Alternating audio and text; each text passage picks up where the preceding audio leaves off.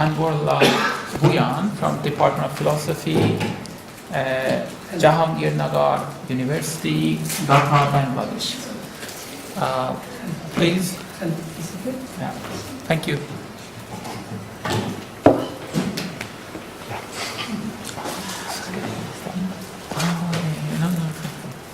I thought maybe you've changed.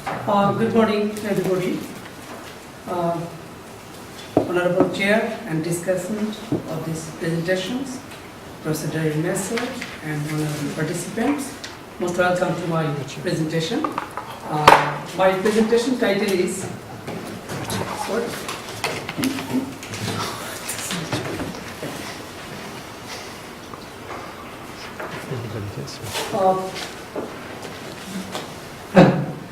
my presentation title is Terrorism, Life, Dignity and the Defense of Tolerance, Challenges for Bioethics in the 21st Century. Actually, I am talking about what would be the possible subject matter of bioethics. We are thinking about a lot of things. For example, we are thinking about abortion, euthanasia. Sorry.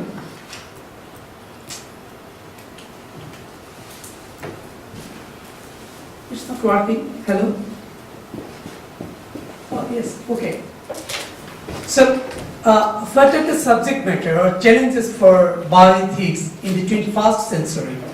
Just we see, we can elucidate the challenges for bioethics. These are the subject matter of bioethics. A lot of things are there. We are discussing these things in the subject of bioethics. A lot of books are published. We can get it internet. A lot of articles are published in the internet and different journals, and different type of bioethical journals are working around the world. And most of the journals are emphasized on these topics. I think okay. These are the topics: procreative beneficiary, sperm and eggs, stem cells, suicide, surrogacy, human genetic engineering, human cloning, gene therapy, euthanasia, contraceptions, cloning, like these things you know very well.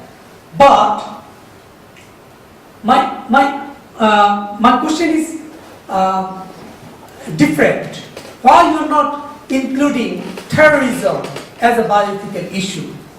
Before going into the very deep analysis of this problem, I first introduce some rigorous challenges for bioethics. We know the Nazi Holocaust, we have addressed these things before 5 decades by Dr. Leo Alexander, who published his famous report on medicine under the Nazi. In his report, he described the 2 major crimes of German physicians. The first one is the participations of physicians in euthanasia and the genocide and the horrible experiments performed in the concentration camps prisoners in the name of scientific experiments. I think Nuremberg trial established 10 principles of ethical conduct. First of all, the need for voluntary consent for the human subject, that the experiment be conducted to avoid all unnecessary physical and mental sufferings. That was the main challenges introduced by Dr. Leo Alexander on the basis of Nazi Holocaust. The second challenges came from the Tuskegee syphilis study in America. Tuskegee, for 40 years, the United States Public Health Services has conducted a study in which human guinea pigs not given proper treatment have died of syphilis and its side effects. The study was conducted to determine from autopsies what the disease does to the human body. The researcher never obtained informed consent from the man and never told the man with syphilis that they were not being treated but were simply being watched until they died and the bodies examined for ravages of the diseases. That was a dangerous experiment house. That was a dangerous experiment, I think.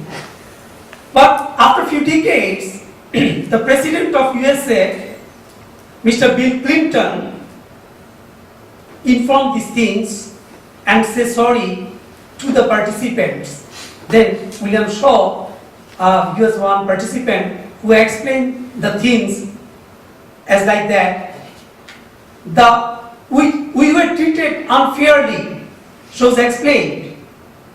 We are treated unfairly to some extent like a guinea pigs, and the wound that were inflicted upon us cannot be undone. Regarding this issue, Mr. Bill Clinton apologizes in favor of the American people and says sorry for the loss, for the year of hearts. And he says, you did nothing wrong, but you are grievously wrong. Clinton said, I apologize and I am sorry that this apology has been so long in coming. Okay? And in this apology paper, Mr. Bill Clinton claimed there should be core ethical principle of respect for individual, justice and informed consent. And how do we use this principle effectively in racial, ethnic minority populations, especially African Americans? We have to incorporate this view when you are doing research with any people else. So, these issues have increased the need to think about the importance of bioethics. The Nuremberg trials, World Medical Association, Helsinki declarations, and the Belmont report have made us more cautious when considering ethical issues. Nevertheless, international organizations have provided ethical directions, but still requires settlement is the need to follow ethical governance and to consider experimentation without consent as being morally unacceptable. So, Nuremberg trials, World Medical Associations, Helsinki declarations and Belmont report is very serious and significant options for the practices of bioethics. And Callahan is a very great bioethicist right now. He also introduced that the most important challenges for bioethics now is to help rethink the very goals of medicine. And John Jay Institute in America, they're creating a culture of life requires full view of what it means to be pro-life.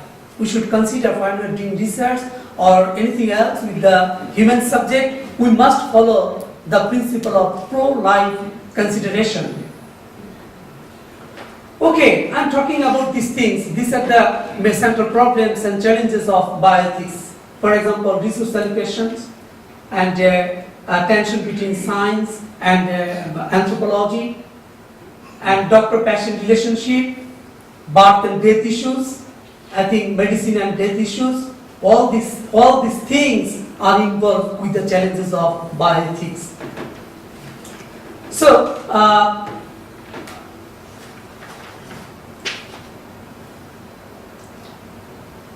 biotechnology is another issue as challenges for bioethics. We simply explore some scientific discoveries which mark the arrival of a new dimension of scientific progress. In this unprecedented progress of science, the advancement of information technology and bioscience have led to special change in the lifestyle of human beings. Of course, such progress of technology have brought an enormous amount of benefits for the mankind. In the area of biotechnology, there are a number of tactics have been developed which have been as a great opportunity, and they have made it possible to produce medicine, instrument and means to save the life of human beings. Such technologies have also developed a means for producing more food in dry land and also in saline water. In spite of these contributions and tremendous achievement of science in 21st century, there are a number of controversies have been raised in this regard. Firstly, the growing technological interference in the conceptions of human life presents a threat to the spiritual integrity and physical health of a person. A threat counts also for interpersonal relations on which the community has been built from elsewhere. Secondly, the context of environmental, public health, personal beliefs, and cultural impact can be referred to as the impact of biotechnology. So, that is the great challenges for bioethics. But, is there any more challenges for bioethics? If the answer is yes, I must say terrorism should be the subject matter of bioethics. Why? Let's see. Actually, human life is not just a threat to science, technology, advancement of medical sciences and new inventions, where terrorism, dominations and colonialism in the entire history of the world are facing the threat of the lives of humans and other non-human beings. Recent Islamic terrorist attacks in different spheres of the world, including Bangladesh, have brought to the attention of the world community that human life is also the threat of extremist group. So I think the life is also threatened by terrorism, not by the case of euthanasia or the negative impact of biotechnology. So, why terrorism is a bioethical issue? Okay, first of all, we must say terrorism is a threat to life. Undoubtedly, every people will affirm with the view, terrorism is a threat to life. On the other hand, bioethics deal with the issues of life. So, the central common place is life. Terrorism is a threat to life, and on the other hand, bioethics deal with the moral dignity and responsibility of life. So life is common place for terrorism and bioethics. So I'm not going details about the bioethics, but you know bioethics that is about life. Dr. Messer, he has a very great philosophy, love for life. Though as an Asian people, I have a lot of disagreement with this view. Okay, we can discuss these things later on. Stepping from biology to biopsyche, then to bioethics, Ben Rensselaer Potter considered the wonderful development of bioethics and medical technology, where he also emphasized the issues of life. Ethics related to life is a bioethics. For the terrorism is a matter for bioethics. Before explaining these things, I must say about two things. The first one is quality of life, and second one is sanctity of life. In the case of quality of life, sanctity of life, we must consider with great importance, and that is another issue of quality of life. Quality of life usually refers to a person's emotional, social, physical well-being, their intellectual capability, and their ability to perform the ordinary task of living within a community. That is the quality of life. On the other hand, there is a sacredness of life. It is very religious and spiritual matter. Sacred, the life is holy. The life should be reverence for all people. Most of the religions' central point is reverence for life. So whether it is Christianity, whether it is Islam or Buddhism or Taoism or anything else, most of the religions believe on sacredness of life. And inner dignity of human life is got great emphasis in everywhere, whether it is philosophy, maybe Kant philosophy, or secular philosophy, or anything else. But what happens in the case of terrorism? I want to say terrorism, that's one sort of coin. The coin has a two sides. So terrorism, that has two aspects. From the first aspect, there is victims, and the second aspect, I think second, but not second, that is prior aspect, terrorist himself. So both they are human beings, and victims and terrorist life, both life is life, whether the life of terrorists or victims.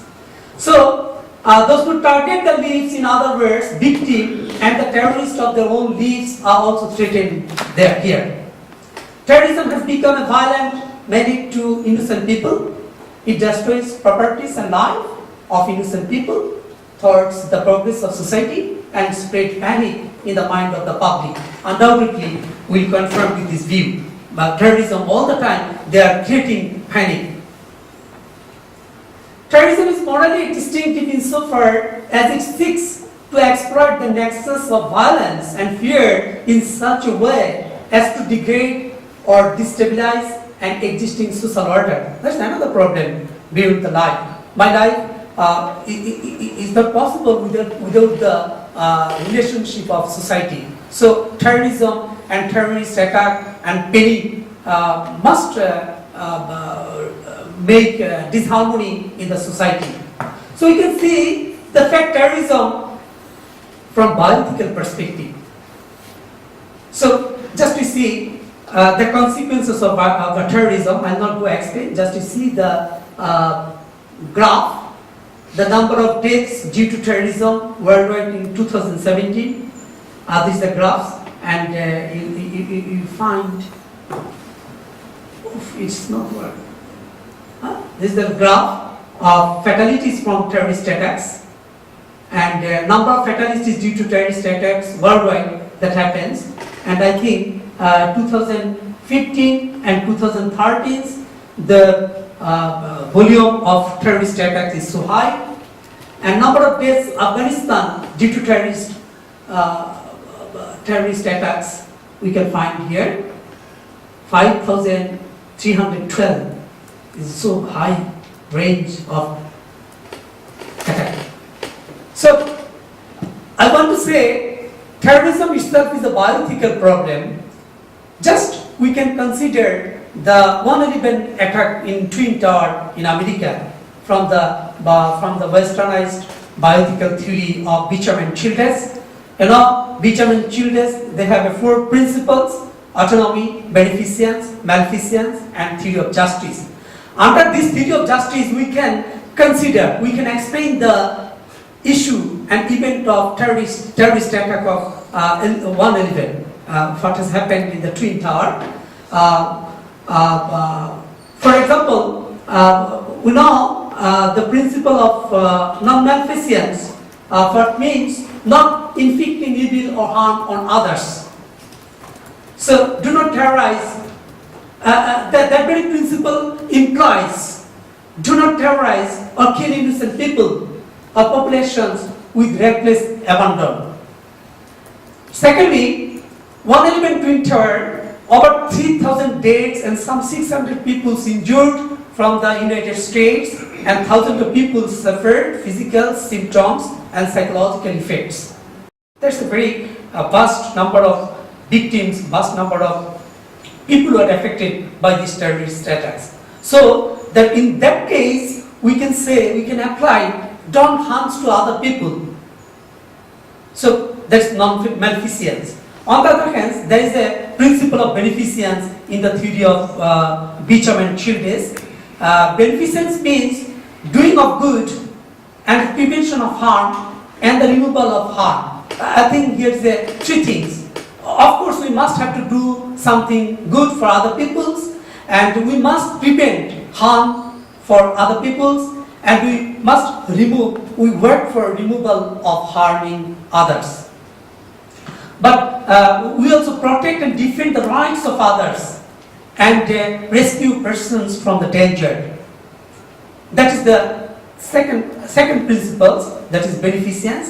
On the other hand, there is a principle of justice, which we may call distributive justice, and that very principle refers to fair. We must be fair, we must be equitable, and appropriate distributions determined by justified norms that structure the terms of social cooperations. For example, I am from Muslim community, okay, but when I am entering into the European countries, when I go to the immigration house, I wonder, they are seeing my passport and they are opening my pages of passport and checking my body. Very humiliating something. But the other peoples, those who are white, are not colored, or from Western countries, they are bothered without any checking, without any seeing many things. They are entering into the immigration gate. So there's something humiliating for myself. I think here we can find on the basis of terrorism, there are some unethical matter, injustice matters are working around the world in the name of terrorism, in the name of possibility of terrorist attack. So I want to say the westernized bioethical theories can apply to justification or evaluations the terrorist attacks. So I want to say in that case we can apply bioethical principles to evaluate the terrorist attack or terrorism. So firstly, from this perspective, we can claim terrorism can be a subject matter of bioethics. That's more than other than political or social issues. That should be bioethical issues. Okay, so I'm not going there. So other things with life, as I told you, explained, life is important, and most of the religions and philosophical expositions believe that life is holy, life is sacred. There should be maintained the principle of dignity of life. Many things are there, and quality of life is also the very important or significant principles of economics and development sociology. But what happens in the case of terrorism or terrorist attack? Terrorist in Punish House, you just see, I have some pictures of terrorist house, I will watch it. And to terrorists and suspicious terrorists, being a member of Muslim community, I am a suspicious terrorist. Okay, there's a very worldwide psychology. Most of the Muslim peoples are from the Muslim community. I am not a practitioner Muslim. Okay, I must say myself as a secular. Lot of peoples are like that, but that very secular people are also the subject of suspicions of terrorism. So, can you think about the extension of life and humiliations of life, how they are treating there? So, I'm using to explain these things by George Agamben and his notion of homo sacer. George Agamben, he's an Italian philosopher, mostly a philosopher, and sometimes he's also named as a political philosopher. But I think his views of homo sacer is very much helpful to understand the very term life with regarding the situation of terrorism. So just to see, the terrorists, they are preparing for attack. That's one event happened, very massacre things and disaster things, so it happened there. Okay, there is another side of terrorism. Terrorism in Punish House. There is a torture. The torture house, torture camp, Abu Ghraib, where they had long been one of the world's most notorious prisons with torture, weekly executions, and daily living conditions there. Just to see another pictures at the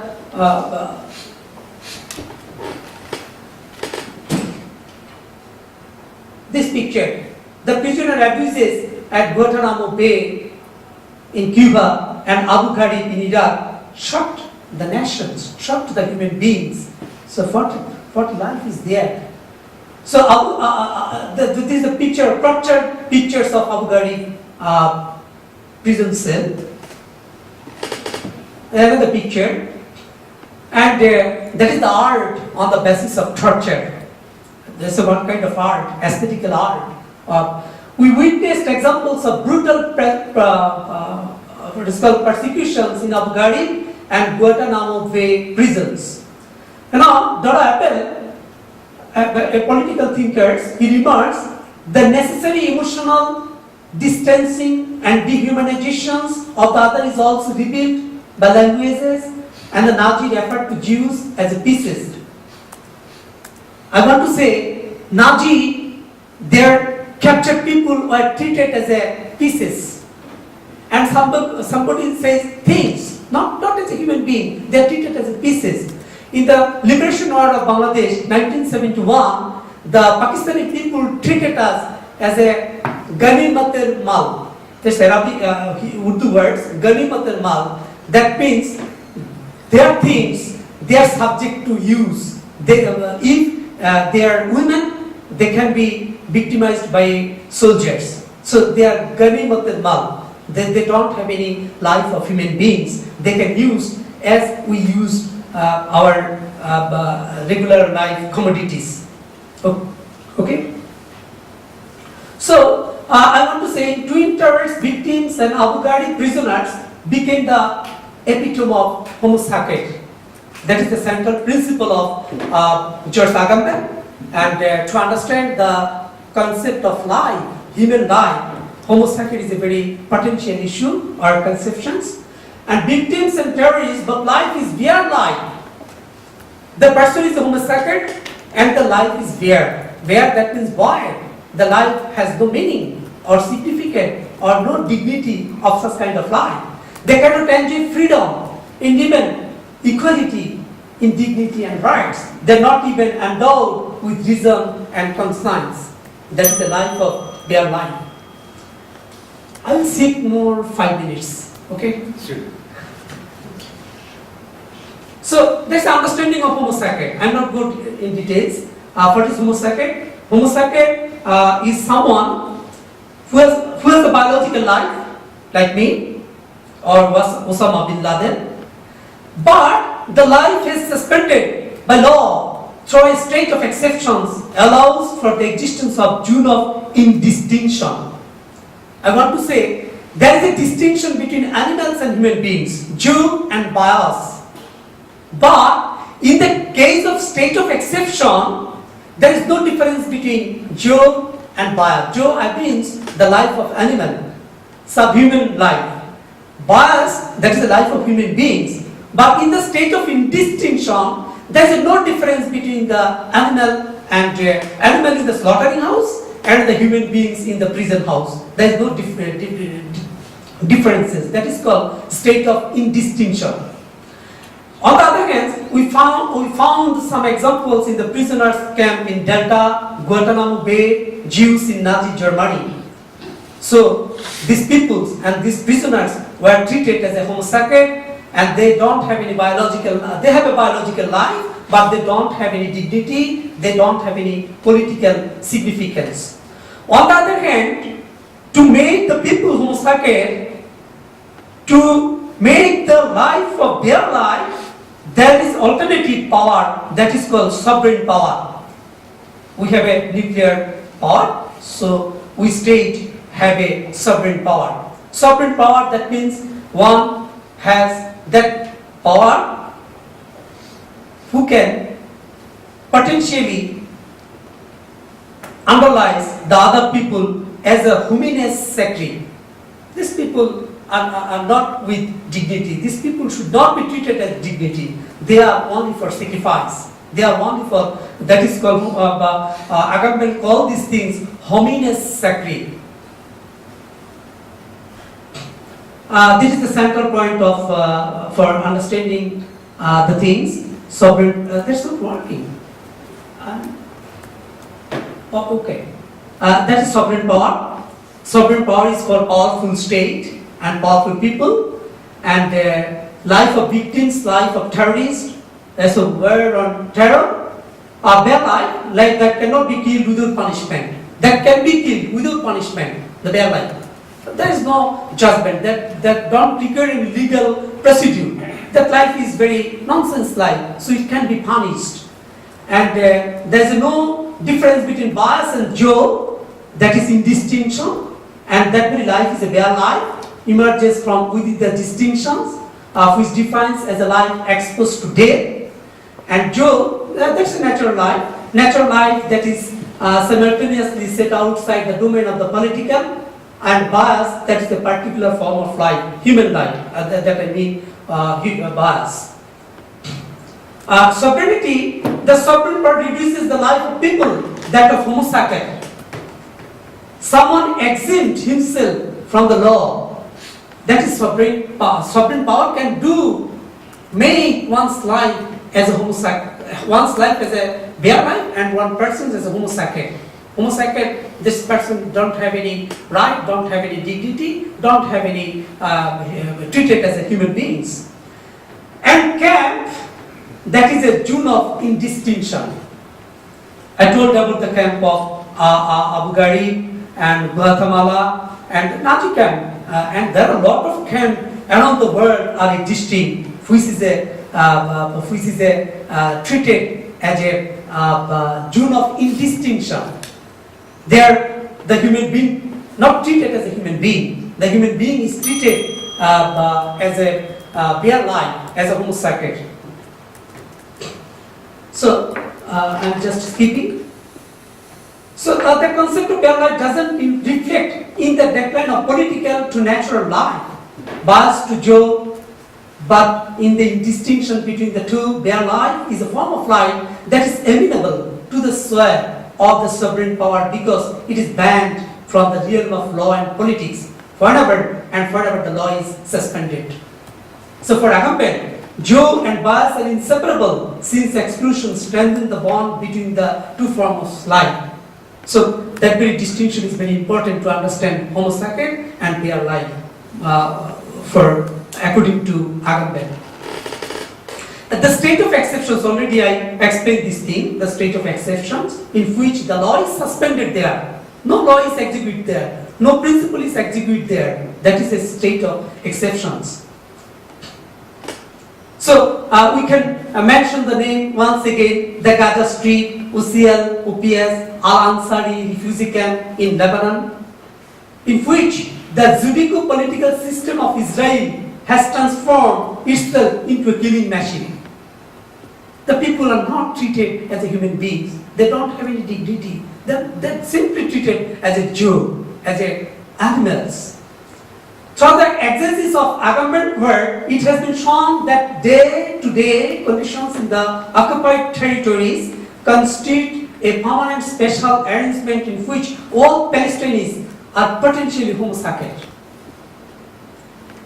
Because they have a nuclear power and they have a relationship with a great power, so they are treating the Palestinian people as a Homo sapiens, as the Myanmar people are treating Rohingya people as a Homo sapiens. The Rohingya people are living there for the last 400 years, but the very peoples are not treating as a human beings. They are simply Homo sapiens to the Myanmar army. So Homo sapiens is in everywhere. And their life is existed in every places, from airport to human life, social life, and in the life in European territory. So that I want to say terrorism, that is a very much issue of bioethical issue. Because bioethics deals with life, and terrorism, that is also issue of life. Whether the life will be treated with dignity and respect, or as a citizen with right and justice, all the other kind of bioethics deals with these things. So I would like to offer from this roundtable, terrorism that should not only be subject matter of political science or other science of policy related. I think that should be treated as a bioethical issue. Because so that I offer, how can we, that is the problem. So we offer terrorism as a bioethical issue, this is the problem. So how can we solve this problem? As we problem, the problem of abortion, the IVF problem, in vitro fertilization problem, biotechnological problem, we are handling these problems around the world. Lot of bioethical principles, bioethical model are working to solve the problems. For example, we have an ethics committee. In every country, they have an ethics committee to consider the contributions of bioscience, to consider the ethical aspect of research, to consider the ethical aspect of participants. Lot of things are working there. So in the case of terrorism, what of the moral principle can be functioned there? That is my final conclusions. I want to say, in terrorism, we must consider the life with sanctity. Life is holy. If life is holy, the terrorists cannot attack the innocent people. On the other hand, the state of power or sovereign power, in the name of sovereignty, they cannot occupy, they cannot kill without any justifications of terrorist life or suspicious people of terror. So both the sides are important in the case of sanctity of life. So can I get 5 minutes now? No. Time is always up. Stop. So that's the model. How can we work? That is my final stage. We must have to explore. We must have to practices values from locally, and we must have to follow some processes to understand the terrorism and the bare life of terrorist victims and terrorists both. And I think if we can explore, if we can uphold some Asian values, that can help us to mitigate the problem. I mentioned here some Hindu values, Buddhist values, and Jaina values that are very much helpful to understand the human life, and it can help us to mitigate the problem of terrorism. There are a lot of things to talk. Thank you all.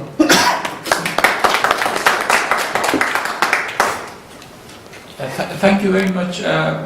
Yes, I think it's a very important topic to talk about response to terrorism, and sometimes, as we saw in this presentation, after the 7/11 attack on the US, then there was a response in Iraq that in some sense, in some cases, was as bad as a terrorist act itself.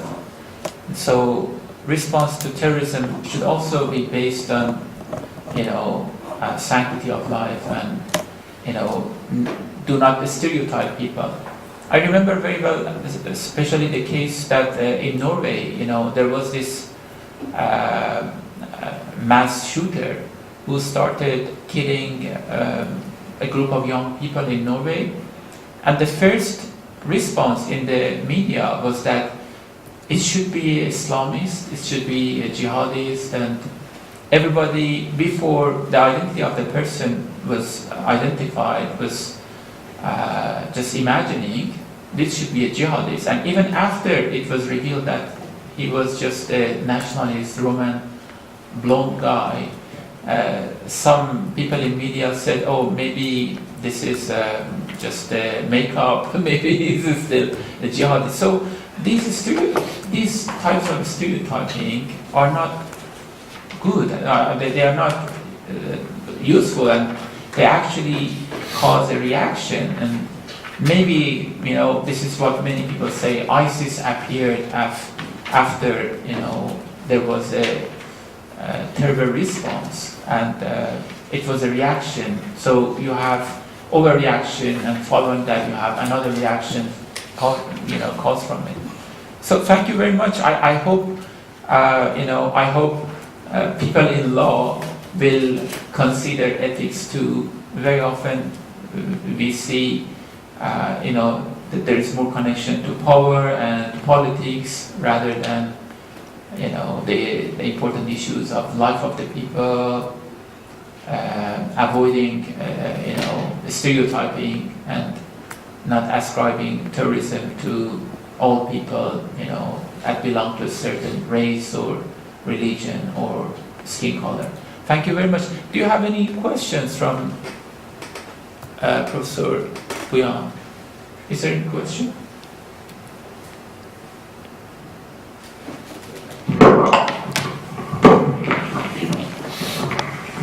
Thank you very much for this precious presentation on a new subject. My question, technical question, is about the definition of terrorism when we are talking about as an issue of bioethics. In my understanding, there are terrorism on the basis of ideology ideology, and also another thing, purely for commercial reasons, means some terrorist wants to get money only, and the wrong response in my concept idea is that if you say we don't negotiate with the terrorists, that is on the basis of assumption terrorist wants to get some benefits from it. But when we are facing ideological terrorists, they don't care to get the benefit of money or anything. And in that case, the hostages or victims could be simply the victims for nothing. And in this case, should we distinguish these two types of terrorists when we are talking about? Are they both subject of bioethics, or just one of them should be? That is my question. Okay, thank you for your questions. There are different sort of terrorism, ideological terrorism, and dominating one sort of dominating. For example, in my country, some peoples want to occupy other people's land and property or anything else. In that case, they are terrorizing the innocent people. It's one sort of terrorism. And there are also terrorism. For example, I want to say, suppose a sovereign nations like X, so P, can attack other state who is Q. They don't have any nuclear power or military power. So I think that's one sort of terrorist attack, or that's one sort of terrorism. So whatever the types and nature of terrorism, all the cases, you will find some sort of issue of life. Life and properties are destroying there. So properties first and life second, and sometimes life first and property second. In the case of ideological terrorism, they don't bother about the property. They want to establish their own views. You must follow my views, which is not welcome to the people. But they want to establish this sort of ideology over the people. In that case, they never compromise with the people or any party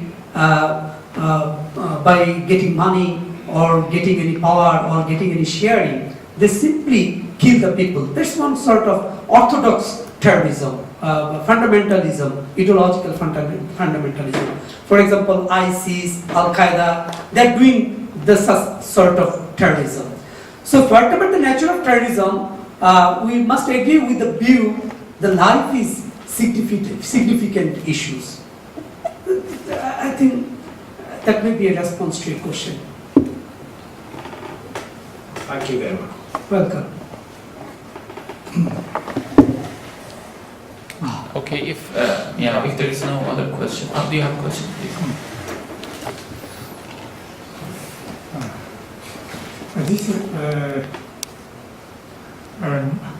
This is not a question, but only comment. And for bioethics, we dealt with terrorism, but the way of dealing with it is how to prepare and how to respond and how to recover. And so it belongs to disaster ethics. And of course, disaster ethics can belong to bioethics. And my comment is, what you intended is to deal with terrorism beyond that point. Because at the core or at the spirit of bioethics is dignity of life, or no harm to innocent people without consent, and tolerance. So your intention is to spread the idea or core or spirit of this bioethics, it may be countermeasure to terrorism. It may cope with the ideology of terrorism. It might comment. Is it right? Yeah, can I respond? For your observations? Not objection, No. but Observation? I stated what I understood from your presentation. I think your understanding is right, but I want to say terrorism, that is a disaster situation. Yes. Okay, but all the time will not be hold the disaster situations. We must want to escape. We must want to move from these situations. So there is a prior situation and there is a post situation. In the prior situation, we must have to change our education system. We must have to treat the other peoples with dignity. Don't treat the peoples with inferiority. For example, some peoples may have a different views. For example, in India, professor from India, he knows that we have a Mao Zedong's, what is the name of this? Charu Majumdar, you know, Charu Majumdar. His movement name is, I forget the name, Charu Majumdar. Okay? Some peoples together make a group of pro-Mao Zedong communist group. And they're attacking the government, they're attacking the police, they're attacking the different places, and they are creating a lot of massacre and nuisance over the people. But the Indian government took a very critical response to these situations. They are capturing the communist member and the supporters of this party and killing them, prison them. That sort of program were there. But the other peoples suggest the group not to kill, just to make dialogue between them, whether they are right or the other peoples is wrong. Just make the sales. I think in the case of terrorism, that's the point, to make a dialogue, to make a sense and understanding between their ideology and the ideology of common people, and find out the gap between the fundamental ideology and the normal ideology. So how can we mitigate? How can we make a breeze between the fundamental ideology and the normal people ideology? We must have to watch, we must have to see this matter critically. That's first. Secondly, our education system should be changed. The education must be not be value-free. That should be value-oriented. That can help us to learn peace, harmony, and solidarity, and to show respect other peoples, irrespective of their economic conditions, color, or anything else. So that may be very potential issue, including in our education systems all over the world. That's the second things. And the third things, I think, terrorism and terrorist attacks is not a matter of one time. A person whimsically never do these things. They're doing these things for the long time. For example, in the case of Muslim, most of the Muslim people, those who believe on Orthodox Islam, they think that their voice, their opinion are not welcome among the people. Even their voice is not much significant to the powerful people, so that they want to come to the scenario. Yes, I'm also a candidate, I'm also a factor, so please see me, otherwise I will kill you, otherwise I will attack over you. So that is the psychological problem of terrorists. So in that case, we must have to go to them. We must have to make dialogue with them, with these people, whether they are right or wrong. I think that's a long-term process, and that very process can be solved only by understanding of the concept of life. So that's a process. So that very process can be enhanced. That there is also the principle of enhancement can be worked here. Value also work here. A lot of things are working here. As in bioethics this sort of ideology, values, norms are working. So, Do you have a question? Yeah, thank you. Yes, I have a question and some comments. Thank you very much.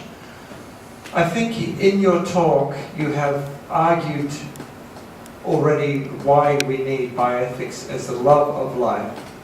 Because if we love each other, I love you, I cannot act in terror against you. I cannot hurt you or kill you.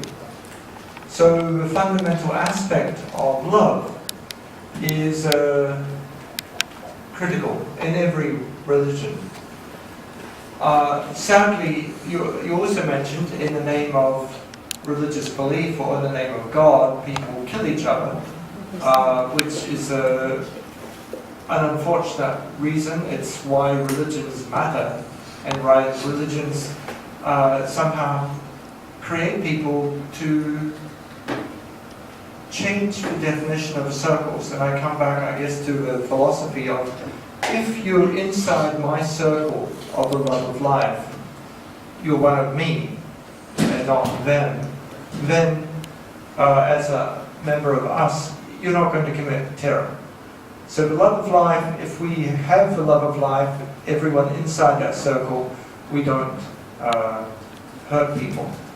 But once we have circles of exclusion, then the circle of exclusion will exclude other people, and then this may lead to war. And war itself is state terrorism. And I think the distinction, as you've made, you made it quietly, that actually state terrorism is war, and war is against ethics. Bioethics is against war. It's against hate. It's building love. And this is the extension of applied ethics. And if we value life, then we cannot kill. It's actually very interesting if any of you have ever watched Star Trek. Star Trek was quite a revolutionary series in the 1960s, combating racism and other things. There's an interesting episode where Captain Kirk and Spock visit a planet, and the planet is engaged in a war for 500 years against another planet. But the war is by a computer game, but the victims are by mass extermination of incineration of their own citizens. So these two planets have decided for 500 years to fight. Some of you who have already Star Trek fans may know this. So you find a computer game, and okay, the result is 2,000 people on your side and 1,500 people on your side must go to be incinerated. And they go and be incinerated. And instead of fighting real wars, which would kill the whole planet, be an apocalypse, or so we avoid the apocalypse by a managed computer game and incineration of the citizens. And it's sort of the irony is, why do you do this ridiculous thing for 500 years? And in the end, of course, since Star Trek was a good series, they always are victorious at the end of each episode, and the planet stops this crazy war. But this was an episode thinking about the futility of war, because remember it's in the middle of a Cold War. They're doing this, and they're thinking about also extermination. So many of the writers are writing quite interesting episodes in terms of bioethics and in terms of life, because they talk about incineration, but instead of incineration on the other side, you agree to the computer game and you incinerate yourself. So quite remarkable if you go through these old series, they explore many of the questions which we talk. So what's wrong with bioethics is love of life, isn't it? Therefore the answer that it's against terrorism and your love is there. Yeah, is that right? That's your conclusion? All we need is love? Actually, in this point, my position is very much Eastern. For example, as you know, I'm a critics of Bishop and Childress for principalism. From the Eastern perspective, I'm a critics of Bishop and Childress for principalism. Bishop Childress for principalism is very quite competent principle regarding the people of westernized Western people, because okay, there are a lot of causes. But on the other hand, as I want to say, the Eastern people, they have a great philosophical thinking. Why? For example, Taoism, Buddhism, Jainism, Hinduism, even Islam, though it is an invasion religion in Asia, particularly in India, though there are a lot of good things in Islam. For example, compassion, love, and good fascinations to other peoples, don't harm to other people. These things are present in Islam. Okay, that's not my question. My question is that if we resolve any problem on the basis of principles, it may face some problems. But if we can innerly realize the principle, just to see for example, your principle is love for life. Love for life, that's a principle. Okay, I can agree with this view, or somebody can disagree with this view. Love for life, oh, what does it mean? But if we practice love for life within the system, as we have taught from Hinduism and Buddhism, then not necessary to follow the principle of love for life. My life intrinsically react the situations without following any principles. My body will say what I need. My body will respond for things I must have to do. For example, in Buddhism, there are 4 parts of phase of love. You know, the metta, that is loving kindness, and mudita, that is appreciate joy. Mudita, that means if the master is doing good things, that's a matter of pleasures. I also share this pleasure. That's the appreciating joy. Your pleasure is my pleasure. In that case, I am the witness of your pleasure. On the other hand, karuna, that is a compassion. And on the other hand, upekha, that means equanimity. In details, if you see these things, metta, that's benevolence, and practices and cultivating some universal values. On the other hand, there is also karuna, that is compassion, and that very compassion is growing or earning or acquiring from the pragya. So I want to say, love for life is not the only principle. That is a matter of acquiring, and that very matter we acquire by processes. For example, a graduate student not come to be a graduate without studying intermediate, honors, graduate, like these things. So love, that is a process, and that very process should be earned, acquired, but intrinsically. I want to say it should be our intrinsic matter. It's very synthetical with my body, with my mind, and all things. That's not only principle. So if we acquire love the other way, it can function very well mannered. If I'm not wrong. Thank you. One just minor correction but significant is that my theory is bioethics is love of life. Yes. And so love for life is one aspect of love of life, but love of life is of 2 processes, a process of love and a process of life. Both are going on. So actually, and I just enjoyed your explanation further of love here, because Mitika is a love of life. Yes.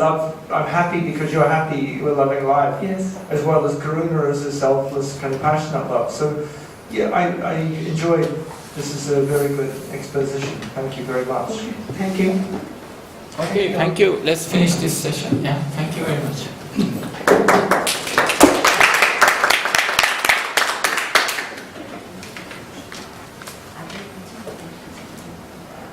Okay, so we decided Kimiko would like to announce that it's now lunchtime and the food is outside. And well, we'll see when we can start. We're starting a bit late, so maybe we start just after 1, but you'll see when you finish your lunch. Yeah? So you're saying 10 past 1, that possibly we can finish earlier. There's a lot of exciting papers this afternoon as well. I'd like to thank all the presenters this morning and the discussants. It was a very excellent session. Thank you very much.